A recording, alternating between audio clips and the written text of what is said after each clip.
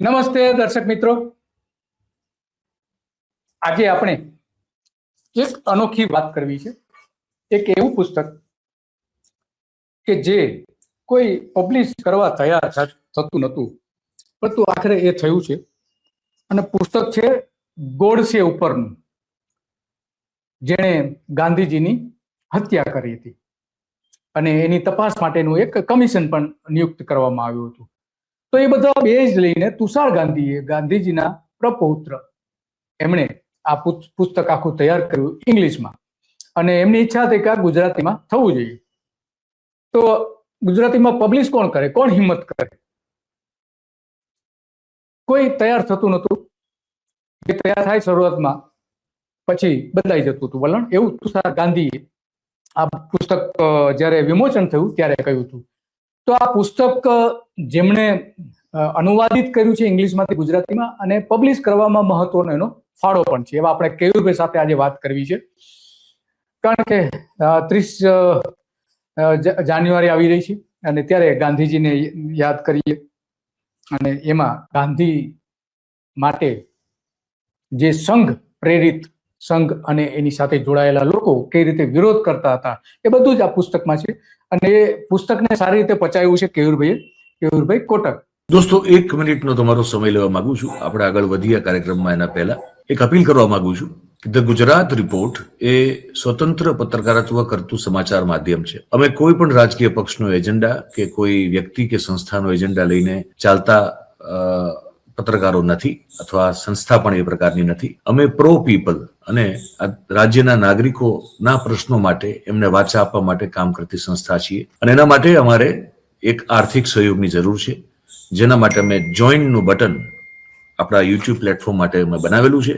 આપ સૌને એક વિનંતી છે કે અમારા આ સ્વતંત્ર પત્રકારત્વને આર્થિક સહયોગ આપવા માટે એ જોઈનનું બટન દબાવો અને અમને આર્થિક મદદ આપના તરફથી શક્ય હોય એટલી પહોંચાડવાનો પ્રયાસ કરશો તો અમને આનંદ થશે. Thank you very much. હવે આપણે આગળનો કાર્યક્રમ જે છે એ જોઈએ. કે તેઓ પત્રકાર રહી ચૂક્યા છે અને હવે અલગ અલગ અનુવાદિત કરીને પુસ્તકો પણ પબ્લિશ કરે છે. તો એમની સાથે આપણે વાત કરીશું. કેયુરભાઈ, તમારું સ્વાગત છે તો ગુજરાત રિપોર્ટમાં. નમસ્તે. નમસ્તે દિલીપભાઈ, નમસ્તે. અને તમારા સર્વ દર્શકોને પણ નમસ્તે. તો કેયુરભાઈ, પુસ્તક જે છે એ ઘણી બધી ભાષાઓમાં પ્રસિદ્ધ થયું છે, પણ ગુજરાતીમાં નહોતું થઈ શકતું. ઘણા બધા કારણો હતા. તો શું કારણો હતા કે ગુજરાતીમાં કેમ અત્યાર સુધી એ પબ્લિશ ન થયું? તુષારભાઈએ એવું કીધું મને કે અંગ્રેજીમાં એની 5 એડિશન થઈ ગઈ છે. મરાઠીમાં એની બીજી કે ત્રીજી એડિશન 30મી જાન્યુઆરીએ થવાની છે. અને બીજી ભાષાઓમાં અનુવાદ ચાલી રહ્યા છે. પણ કે મારી પોતાની માતૃભાષા ગુજરાતીમાં પ્રકાશિત કરવા માટે હું છેલ્લા 10 વર્ષથી કે 15 વર્ષથી પ્રયાસ કરતો હતો. એ વિશે મને ખબર નહોતી. પણ મને જ્યારે પહેલી વાર એ પબ્લિશ થયું ત્યારે એ સમયે હું પ્રકાશક નહોતો, પણ હું તરત જ મેં પુસ્તક ખરીદી કર્યું, કારણ કે સારું પુસ્તક આવે ને મારા રસનું આવે એટલે ખરીદ્યું. અને એ વખતે અનુવાદો હું ગુજરાતની અલગ અલગ પ્રકાશન કંપનીઓ માટે કામ કરતો હતો.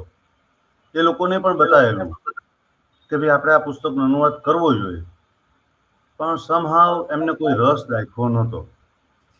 હવે સમય પસાર થતો ગયો અને 2023માં મેં કલ્પવૃક્ષ પબ્લિકેશનની શરૂઆત કરી. એટલે મેં તરત જ આ પુસ્તક તુષારભાઈને પૂછ્યું. મેં એમનો ફોન નંબર મને મળી ગયો હતો એક મિત્ર પાસેથી, અને એમને મને કીધું કે તમે કરજો, તમ તારે થાય તો. કારણ કે એ થાકી ગયા હતા એવું લાગ્યું મને. એમને જે મુલાકાતમાં કીધું એ પ્રમાણે એમને એમ પણ કીધું કે મને ખાતરી નહોતી. પણ પુસ્તકનો અનુવાદ થઈ ગયો અને 24 માર્ચે નવજીવનના ડૉક્ટર જીતેન્દ્રભાઈ દેસાઈ હોલમાં એનું વિમોચન પણ થયું. એનો આનંદ છે મને. પણ એની પાછળના કારણો મને એવું લાગે છે કે તમે જે પૂછ્યું એનું કારણ કે આ પુસ્તકમાં છે ને ગાંધીજીની હત્યાની પાછળનું સત્ય જે છે એ બહાર લાવવામાં આવ્યું છે. કોણ કોણ લોકો સંકળાયેલા હતા, એ લોકોનો સંબંધ કઈ કઈ સંસ્થાઓ હારે હતો, એ બધાને કારણે પણ ગુજરાતના પ્રકાશકો થોડુંક ખચકાટ અનુભવતા હતા. અને બીજી વસ્તુ એ છે કે ગુજરાતી પ્રકાશકોનું અત્યારે માનવું છે કે નાના પુસ્તકો છે એ જ વેચાય છે, આટલા બધા દરદાર પુસ્તકો વેચાતા જ નથી. એવું એવું એક કારણ આપે છે. જ્યારે પુસ્તકનું મેં પ્રકાશન કરવાનો નિર્ણય કર્યો ત્યારે પણ લોકોએ મને કીધું હતું કે આટલું મોટું પુસ્તક કરાય જ નહીં, ગુજરાતીમાં લોકો વાંચે જ નહીં. પણ મને શ્રદ્ધા હતી કે 5 કરોડમાંથી 500,000 લોકો તો મળી જશે. એટલે આવું બધું છે. અને આખું પુસ્તક જે છે એમાં મુખ્યત્વે 3 ભાગ છે. 3 ભાગમાં પુસ્તક વહેંચાયેલું છે અને 712 પાનાનું છે. 712 પાનાનું, હા. હા, અને અને પબ્લિશ પણ તમે જ કરેલું છે ને? પબ્લિશ મારી કંપનીએ જ કર્યું છે, કલ્પવૃક્ષ પ્રકાશને. બરાબર છે, હા, સમજી ગયો. અમારી કંપની હજી 3જું વર્ષ જ ચાલે છે અને એનું આ સૌથી મોટું પુસ્તક છે. એ સૌથી કોમન પ્રતિક્રિયા મને મળી. એટલે મને થયું કે મેં એક વેક્યુમ ભર્યું મારા પુસ્તકથી. અને મને ગર્વ છે કે અંગ્રેજી પુસ્તકની 4 રીપ્રિન્ટ્સ થઈ અને 2021માં ફરીથી એડિટ કરાયેલું વર્ઝન છપાયું આ પુસ્તકનું. અને એની પણ 2 આવૃત્તિઓ છે. કેવુરભાઈ, આશા છે કે ગુજરાતીની પણ એવી જ રીતે થાય. મરાઠી પુસ્તક મહારાષ્ટ્રમાં 4 રીપ્રિન્ટ થઈ છે. મહેતા પબ્લિશિંગ હમણાં નવી આવૃત્તિનું પ્રકાશન થઈ રહ્યું છે. ગુજરાત પર આ જવાબદારી છે કે ગુજરાતીનું શું કરે છે. મને બધાએ કહ્યું કે ગુજરાતીઓ વાંચતા નથી. મેં કીધું ગુજરાતીઓ નક્કી કરશે કે વાંચવું છે કે નહીં વાંચવું. મેં તો લખી કાઢ્યું, કેયુરભાઈએ ભાષાંતર કર્યું, પ્રકાશન કર્યું. હવે જે થવાનું હોય તો થાય.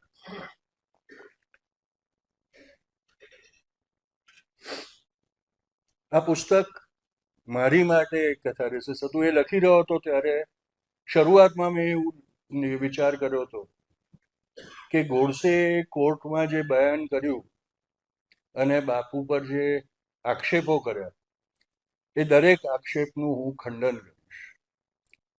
પુસ્તક લખતી વખતે મને થયું કે એ તો બધા એ જ આક્ષા રાખશે કે આ પરપોતો છે, પ્રપૌત્ર છે, એ પોતાના દાદાનો બચાવ કરશે.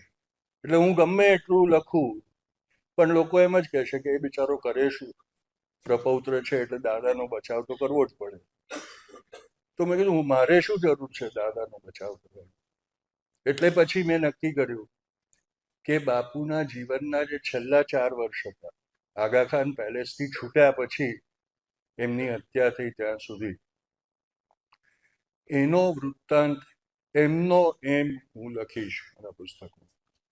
પછી વાચકો એમાંથી તાર કાઢે કે ગોડસે જે આક્ષેપ મૂક્યા એ સાચા હતા કે બાપુએ જે કામ કર્યા એ સાચા હતા. એટલે નોઆખલી અને ત્રિપુરામાં જે પદયાત્રા કરી, શાંતિ યાત્રા કરી બાપુ, એના વિશે લખ્યું. એમાં પણ મેં એવું કોઈ જ જગાએ ટિપ્પણી નથી કરી કે ત્યાં બાપુ હિન્દુઓને બચાવવા ગયા. કારણ કે બાપુ કોઈ દિવસ હિન્દુ કે મુસલમાનને બચાવવા નહોતા જતા. બાપુ મનુષ્યોને બચાવવા જતા હતા. અને એટલે મેં કહ્યું એ વાત મહત્વની છે. એ હિન્દુને બચાવતા હતા કે બિહારમાં મુસલમાનોને બચાવતા હતા એ મહત્વનું નથી. એ બધા વિચારોથી લેટ્સ કિલ ગાંધી બન્યું. ભારત સરકારના આર્કાઇવોમાં ઘણી બધા નિવેદનો મેં કર્યા, કારણ કે જેટલા ડોક્યુમેન્ટ્સ મને રિફર કરવાને મળ્યા એનાથી ઘણા બધા વધારે ડોક્યુમેન્ટ્સ આર્કાઇવ્સમાં હતા જેની મને ખબર હતી. અને એ ડોક્યુમેન્ટ્સ મેળવવા માટે મેં ઘણો પ્રયાસ કર્યો, પણ ત્યારે હજુ ઓફિશિયલ સિક્રેટ્સ એક્ટ ફોર્સમાં હતો અને ઘણા બધા ડોક્યુમેન્ટ્સ, મને ઘણા ડોક્યુમેન્ટ્સ જોવા મળ્યા પણ ખરા, પણ ઘણા બધા ડોક્યુમેન્ટ્સ સૌથી મોટું પુસ્તક, હા. સૌથી મોટું કારણ કે પુસ્તક. કારણ કે પેજીસ એટલા બધા છે, પાના એના એટલા બધા છે કે સ્વાભાવિક છે કે એનું ખર્ચ પણ વધી જાય, પ્રિન્ટિંગ નો હા, ખર્ચ અને પણ સાઈઝે તમે જુઓ, સાઈઝ પણ મોટી છે, સાઈઝ પણ મોટી છે. હા, યસ યસ. એટલે નવજીવન જે પ્રકારના પુસ્તકો કરે છે ને, હા. એ પ્રકારના એ સાઈઝ છે આ મોટી. કેવીરભાઈ, તમે કેમેરા સામે જોવાનું રાખજો, કારણ કે સ્ક્રીન સામે જોશો ને તો આમાં કેમેરામાં નહીં દેખાય, એટલા માટે. હા, yes yes, okay, perfect. Sorry. તો આમાં કેવીરભાઈ, આ જે પબ્લિશ કરવાથી લઈને, કમ્પોઝ કરવાથી લઈને, અનુવાદિત કરવાથી લઈને, એ જે હા, આખી પ્રોસેસ જે થઈ, એમાં તમારા કેવા અનુભવો રહ્યા? તમને કહું કે આપણી પોતાની જે પ્રકાશન કંપની હોય ને, ત્યારે પણ પુસ્તક બહુ જ લાંબુ છે. અંગ્રેજીમાં તો હવે ગુજરાતીમાં 800 પાના થયા, એટલે અંગ્રેજીમાં તમે જો 800-900 પાના છે. અને એની હારે હારે અમારે આની સાથે સાથે અમારે બીજા પુસ્તકો પણ અનુવાદ અમે કર્યા છે. એટલે પુસ્તકના અનુવાદમાં વિલંબ થયો, અને અનુવાદ લગભગ મારે 1 થી 1.5 વર્ષ થયું. પછી ડિઝાઇન કર્યું, તો ડિઝાઇનર મળે ન મળે એ બધા, કારણ કે મારી પાસે સંસાધનો ઓછા છે. હું ચોક્કસ ડિઝાઇનર એક નોકરિયાત તરીકે રાખી ન શકતો. એટલે એમાં ડિઝાઇનરને આપ્યું, ડિઝાઇનર એને સમય કર્યું, એટલે પુસ્તકમાં વિલંબ થયો.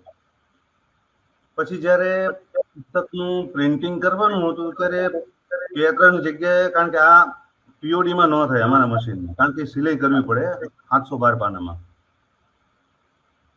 તો એ જ્યારે હું મેન્યુસ્ક્રિપ્ટ લઈને ગયો, ફાઇલ લઈને ગયો, પીડીએફ ફાઇલ, કે આ પુસ્તક આપણે પ્રકાશિત કરવાનું છે, ત્યારે 2-3 પ્રિન્ટરોએ રસ દાખ્યો, પણ ટાઇટલ ને એ બધું જોયું પછી મને એમ કીધું કે ભાવ જ એટલા બધા વધારે કીધા કે મને જ આ પુસ્તક કેવી રીતે કરવું એ પ્રશ્ન થઈ ગયો. હવે એમને શા માટે ભાવ વધારે કીધા, એ જો કોઈ બીજું સામાન્ય પુસ્તક, પછી મેં એક ટ્રાય પણ કર્યો, બીજું એક પુસ્તક લઈને ગયો તો એના ભાવ કમ્પેરેટિવલી બહુ જ ઓછા કીધા. પછી મેં એમને પૂછ્યું તો એમને કોઈ જવાબ જ ન આપ્યો. પછી એક પ્રિન્ટર તૈયાર થયા, અને એ પ્રિન્ટર અમારા મિત્ર છે, એટલે એમને કરી દીધું બહુ સારી રીતે. પણ પ્રકાશક તરીકે અને પ્રિન્ટર તરીકે નામ મારું જ છે. બરાબર. એટલે એટલે એ વિશે હું બહુ નહીં કહું, કારણ કે બહુ અમારા અંગત મિત્ર છે. મિત્ર, હા, સ્વાભાવિક છે. એટલે એનો મતલબ એ થયો કે લોકો છે એ આજે પણ એટલા જ ગભરાય છે, જે ગભરાટનું વાતાવરણ આખા ગુજરાતમાં જોવા મળે છે, કે સરકાર સામે બોલવું નહીં, સંઘ સામે બોલવું નહીં, અને ગાંધીની વાત કરવી નહીં, ને ગાંધીની હત્યા કરનારાને, ગોડસેને તમારે ક્રિટિસાઇઝ કરવાની, એવું આખું વાતાવરણ આપણે જોઈ શકીએ છીએ.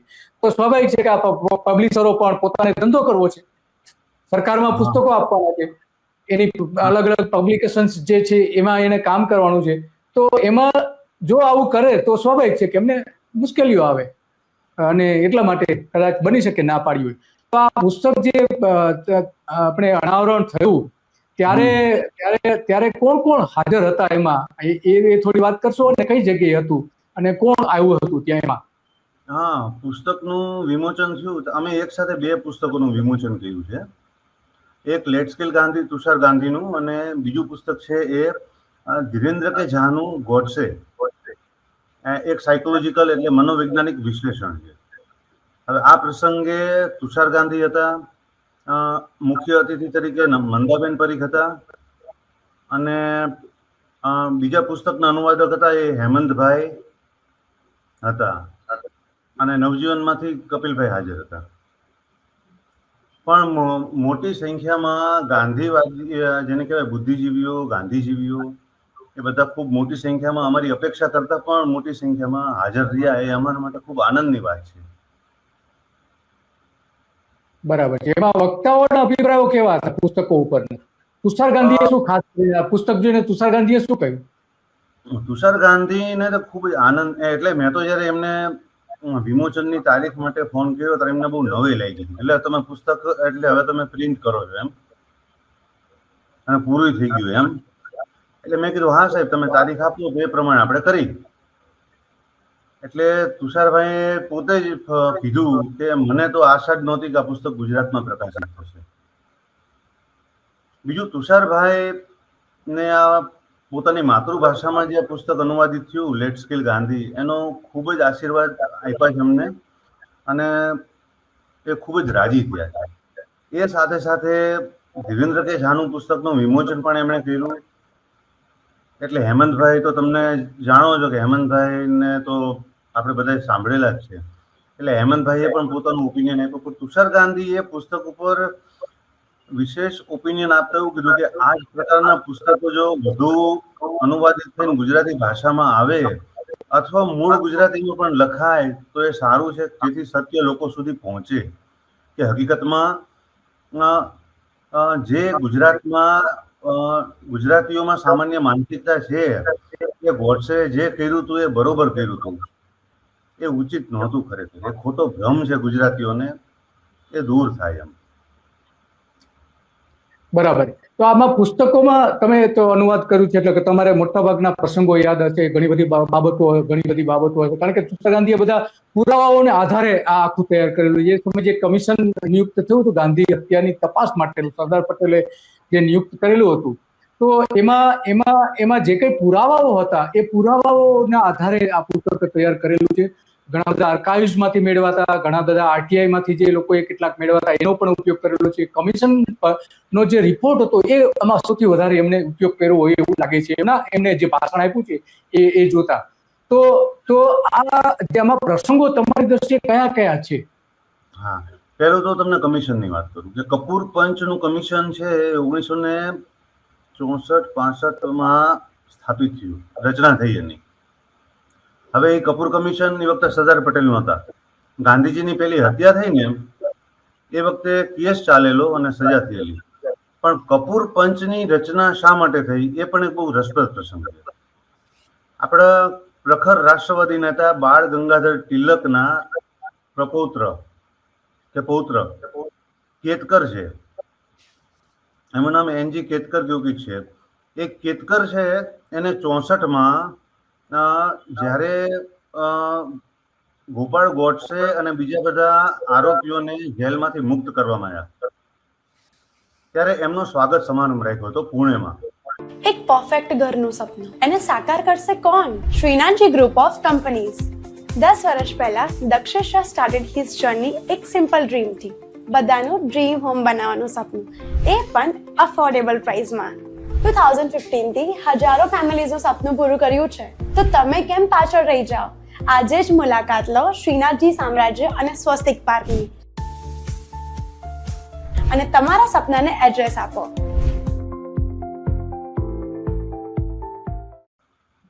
અને પુણેમાં કેતકરે જાહેરમાં એવું કીધું કે ગાંધીજીની હત્યા થવાની હતી એની મને મહિનાઓ પહેલા જાણ હતી અને એના કારણે બહુ જ મોટો હોબાળો થયો 64માં અને એના પરિણામે પછી કપૂર પંચની રચના કરવી પડી.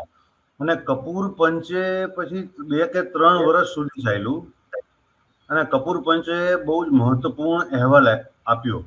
હવે હું તમને કહું કે જ્યારે તુષાર ગાંધીએ જ્યારે મને પુસ્તકનું પ્રકાશન કરવાની મંજૂરી આપી, એટલે આપણે અંગ્રેજીમાંથી ગુજરાતીમાં લઈએ એટલે કોપીરાઇટ લેવા પડે, ત્યારે મને એમને શરત કરેલી કે આ પુસ્તક આખું રજૂ કરવાનું, એને 1, 2 ને 3 ભાગમાં નહીં રજૂ કરવાનું.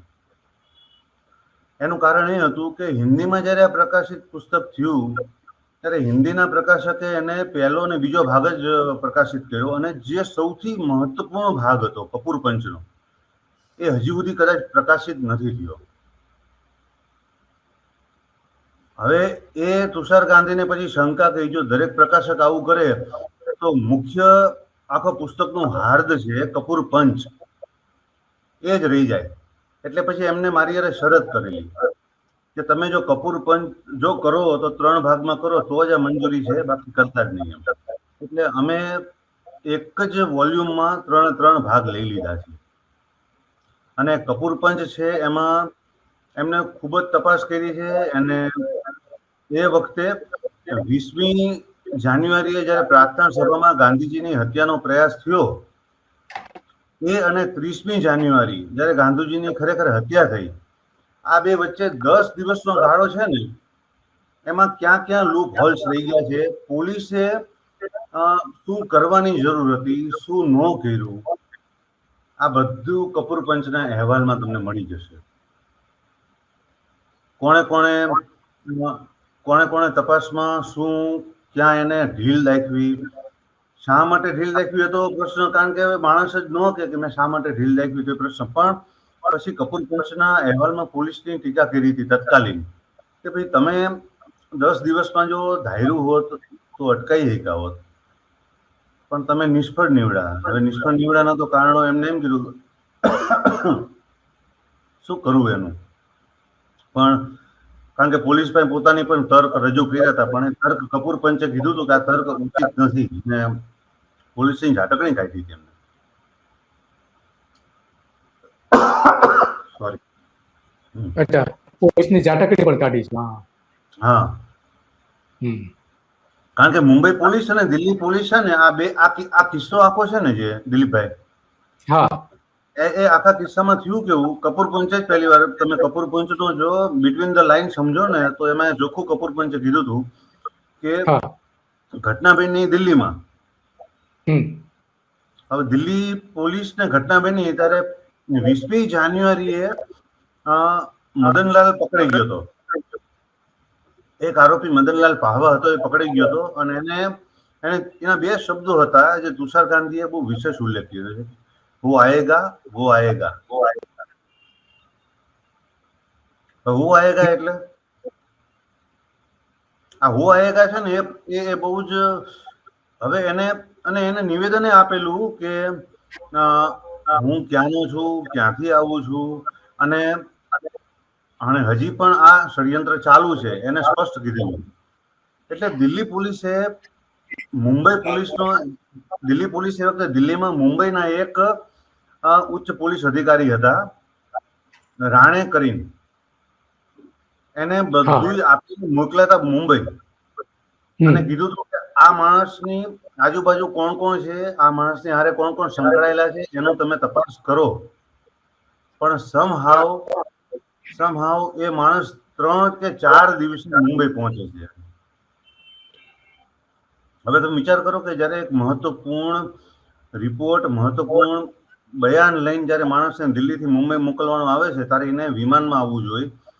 એની જગ્યાએ એ ભાઈ એમ કે છે કે મને વિમાનમાં ઉલટીઓ થાય છે, મને વિમાનમાં, એક પોલીસ અધિકારી એવું કહે છે કે મને વિમાનમાં બીક લાગે છે સફર કરતા. એટલે ભાઈ દિલ્હીથી મુંબઈ આવવા માટે ટ્રેન પકડે છે. પાછો વચ્ચે ભાઈ પાછા અલ્હાબાદ રોકાય છે પોલીસ અધિકારી એક દિવસ, અને અલ્હાબાદ થઈને મુંબઈ પહોંચે છે 4 દિવસે. એટલે આ વિલંબ એને શા માટે કર્યો તો એને કપૂર પંચ સામે એવું કીધું કે મને તો વિમાનમાં આવવામાં ડર લાગતો હતો અને મને કોઈ એવી સિરિયસનેસ મને દિલ્હી પોલીસે કીધું નહોતું કે તમારે કેટલા સમયમાં પહોંચવું, તો હું શાંતિથી મુંબઈ આવ્યો. એટલે હવે મુંબઈમાં એ વખતે તત્કાલીન ઉચ્ચ અધિકારી જેની મોરારજી દેસાઈને ખૂબ જ વિશ્વાસ હતો, જે ઉચ્ચ પોલીસ અધિકારી જીમી નગરવાલાને એવું કીધેલું કે તમે તપાસ કરો કે આવી વાત મેળી છે કે આપણા પ્રાંતમાંથી, એ વખતે બોમ્બે પ્રાંત હતો જેમાં ગુજરાતે સામેલ હતું, અને ગૃહમંત્રી તત્કાલીન મોરારજી દેસાઈ હતા. નગરવાલાને કીધેલું કે તમે તપાસ કરજો તમારી રીતે અને જુઓ આમાં કોણ કોણ સંકળાયેલા છે. પણ જીમી નગરવાલાએ સમહાવ કંઈક બહુ અલગ અલગ જ થિયરીઓ આપી કે મને એવું લાગે કે ગાંધીજીનું અપહરણ કરવું છે કે એના ઉપર પણ કપૂર પંચે બહુ જ કટાક્ષ કર્યો છે કે ગાંધીજીની અપહરણની થિયરી તમે રજૂ કરો છો એ કોઈ રીતે કોઈ મેચ જ ન થતી જે બીજા સાક્ષીઓ એના નિવેદનો એના ઉપર. એટલે તમે કઈ દિશામાં દોડતા હતા? હવે એ કંઈક જીમી નગરવાલા, એટલે મૂળે દિલ્હી પોલીસ અને મુંબઈ પોલીસ છે ને દોષનો ટોપલો એકબીજા ઉપર નાખી રહી છે. આ રીતે હતું બધું. એટલે કપૂર પંચે કરી છે અને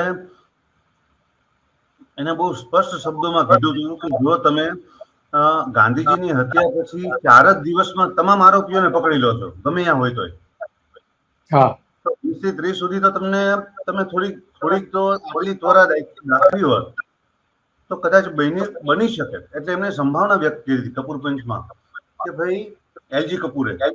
કદાચ એવું બની શક્યું હોત કે આ લોકો 20 થી 30 વર્ષે તમે પકડી શક્યા હોત આ લોકોને, અને એક કદાચ મોટી કરુણાંતિકા અટકાઈ શક્યા હોત. અટકાવી શકાવત. યસ યસ યસ, હા. વાત સાચી તમારી. તો આ તુષાર ગાંધી સાંભળીએ, તુષાર ગાંધી શું કહે છે ને, બાપુની પ્રતિમા ઉપર મોદી બાપુની પ્રતિમા ઉપર નમન કરતો આપણો ફોટો છપાવે છે, ત્યારે મને એ યાદ આવે છે કે ગોળી મારતા પહેલા નથુરામ પણ નમ્યો. તો એટલે એમનું અવલોકન કે સંઘ સાથે સીધું જોડી દે, કારણ કે નરેન્દ્ર મોદી આફ્ટર ઓલ તો સંઘના પ્રચારક જ હતા, એટલે એ પણ જોડી દીધું છે. તો તુષાર ગાંધીએ આ પુસ્તક લખવા પાછળ કેટલી મહેનત કરી હતી એની, અને એને તૈયાર કરવા માટેથી લઈને બધું જે, એ તો થોડી ઘણી વાતો તો કરે છે, પણ વાસ્તવમાં કેટલી તમારે એની સાથે વાતો થઈ હશે? હા, તુષાર ગાંધીએ 1 દાયકાથી વધારે મહેનત કરી. એમને 1995માં આ પુસ્તક લખવાનો વિચાર કર્યો, અને પછી ધીમે ધીમે કરીને બધો તારને જોડવા માટે સામગ્રીઓ એકત્રિત કરી, અને 2007 એટલે 12 થી 13 વર્ષ લાગ્યા એમને આ પુસ્તક લખવામાં. અંગ્રેજીમાં પુસ્તક લખતા 12 વર્ષ થયા. અને એમાં આ પુસ્તક માત્ર ગાંધીની હત્યા સાથે જ સંબંધિત નથી. એમને હું તમને કહું કે આ પુસ્તકનો બીજો ભાગ છે ગાંધીજીના ની હત્યા થઈ એ અગાઉ 46 થી 48 વચ્ચે ગાંધીજીની મનોવ્યથા જે છે એને રજૂ કરે છે, બયાન કરે છે. ખાસ કરીને ગાંધીજીની મનોવ્યથા એ અર્થમાં કે ગાંધીજી જે કંઈ પણ કહે છે એનાથી વિપરીત તત્કાલીન કોંગ્રેસ એનું કોઈ માનતી જ નહોતી ગાંધીજીની. ગાંધીજીએ 46 થી 48માં જેટલા પણ સૂચનો કર્યા એને તત્કાલીન કોંગ્રેસે એક પણ સૂચન નહોતું માન્યું, અને ગાંધીજી દરેક વખતે હાચા પડ્યા. એમનું સૂચન ન માન્યું અને કોંગ્રેસને દર વખતે તત્કાલીન કોંગ્રેસને એને ભોગવવું પડ્યું. ગાંધીજી અવારનવાર ચેતવણી આપતા હતા, પણ કોંગ્રેસે એને ધ્યાનમાં જ ન લીધી, તત્કાલીન કોંગ્રેસે. એટલે આ 2 વર્ષની જે છે ને બીજો ભાગ છે, ગાંધીજીની વ્યથા રજૂ કરે છે કે જે ગાંધીજી પાસે લાંબી દ્રષ્ટિ હતી. ગાંધીજી અંગ્રેજોને બહુ સારી રીતે ઓળખતા હતા, એટલે એમને પટેલ, નહેરુ, રાજેન્દ્ર પ્રસાદ, તત્કાલીન કોંગ્રેસના તમામ દિગ્ગજોને ચેતવણી આપેલી, તમે આવું ન કરો, ભાગલાનો સ્વીકાર ન કરો, અને જો તમારે સ્વીકાર કરવો હોય તો પહેલી શરત એ રાખો કે અંગ્રેજોને અહીંથી જવાનું કહી દો, અને અંગ્રેજો જાય પછી જેમ 2 ભાઈ ભાગલા પાડે છે એમ આપણે હિન્દુસ્તાન ને પાકિસ્તાનના ભાગલા પાડી દઈશું. પણ બન્યું એવું કે માઉન્ટબેટને ખરો ખેલ માઉન્ટબેટને કર્યો. માઉન્ટબેટને નહેરુ અને પટેલ ને એક તરફ કરી દીધા, અને ગાંધીજીને એક તરફ કરી દીધા. એ ગાંધીજીને કંઈક કહેતા હતા, નહેરુ પટેલને કંઈક કહેતા હતા. ગાંધીજી આ રમત સમજી ગયા હતા, એટલે એમને કીધું હતું કે તમે, ગાંધીજી કોંગ્રેસના પ્રાથમિક સભ્ય પણ નહોતા.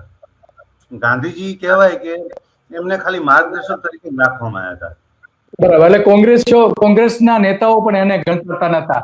તો જ્યારે હત્યા, હા, આમાં બીજો પ્રશ્ન કેવુભાઈ, કે જ્યારે ગાંધીજીની હત્યા થઈ ત્યારે નાથુરામનું વર્તન કેવું હતું, એને શું શું કરેલું, એ બધું જે પુસ્તકમાં જે થોડું ઘણું વર્ણન છે એ શું છે? કોને સોરી, નાથુરામે જે ગાંધીજીની હત્યા કરી એ સમયે જે આખી ઘટનાઓ જે એમાં વર્ણવી છે પુરાવાના આધારે, એ શું છે પુસ્તક, એ થોડી વાત કરશો? હા, હવે જો નથુરામની વાત કરી તો નથુરામ જે છે એ કંઈક અંશે છે ને, મને કંઈક અંશે એવું લાગે છે કે આજીવન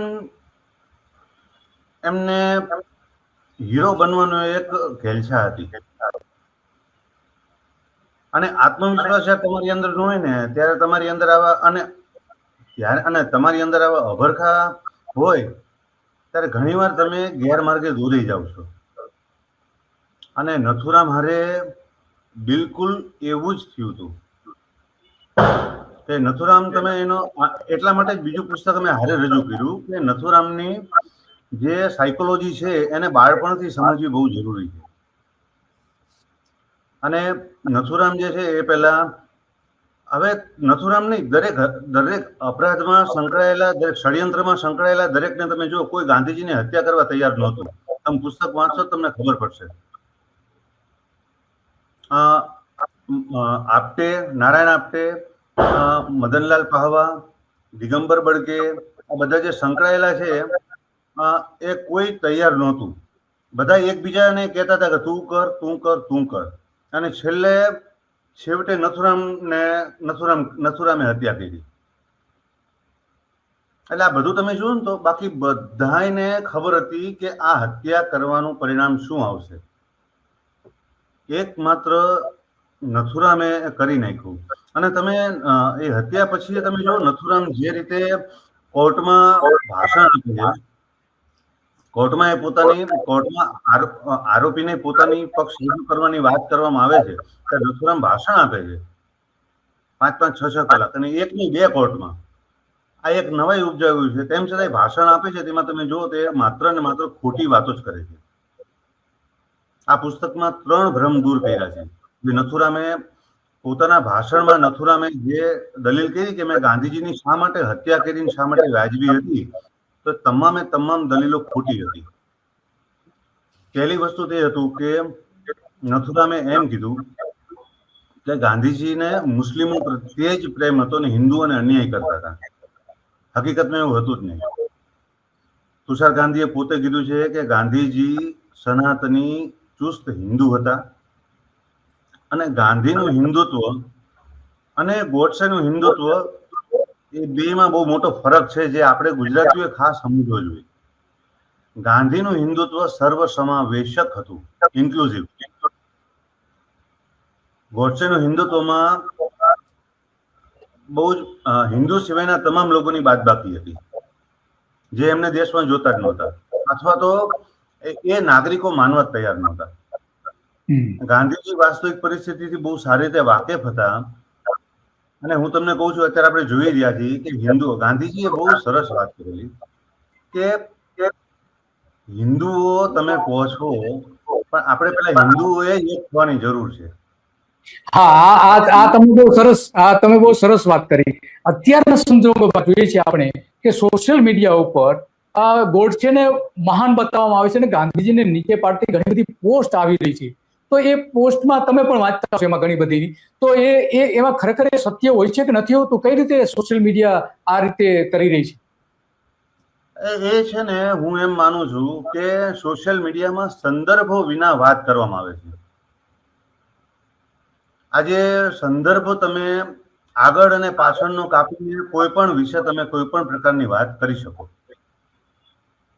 આજે સંદર્ભ બહુ જ મહત્વનો છે. આગળ પાછળ શું કીધું ને વચ્ચે માણસે શું કીધું, તેમાં તમે જુઓ ઘણા લોકોને પછી કહેવું પડે છે કે ભાઈ મારું આગળની વાત જુઓ ને મારી પાછળની વાત સમજો. મારો કહેવાનો તાત્પર્ય આ નહોતું, મારી આખી વાતને પૂરી સમજો.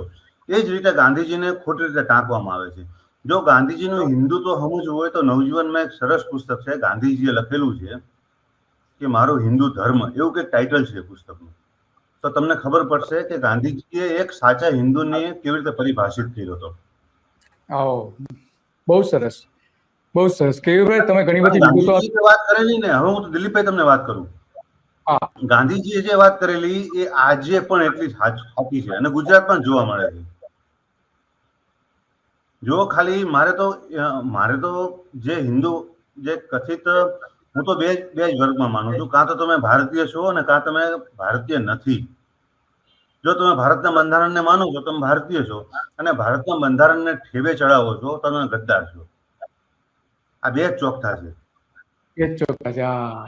વાત સાચી તમારી. તો કેયુરભાઈ, આપણે સમયની મર્યાદા છે કેયુરભાઈ, અને ઘણી બધી વિગતો આપી.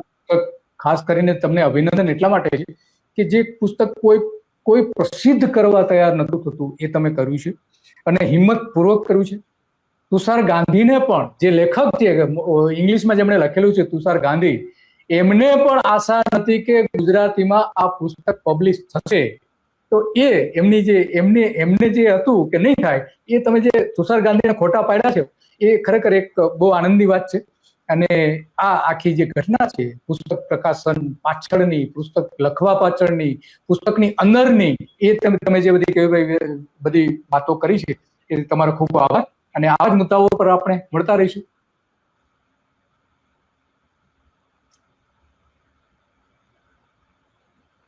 હા, નમસ્તે. આજે થેન્ક યુ બધી દિલીપભાઈ. વાત જે છે ઘણી બધી વાતો કરી કેયુરભાઈએ, અને એમણે પુસ્તક છેલ્લે પ્રસિદ્ધ કર્યું.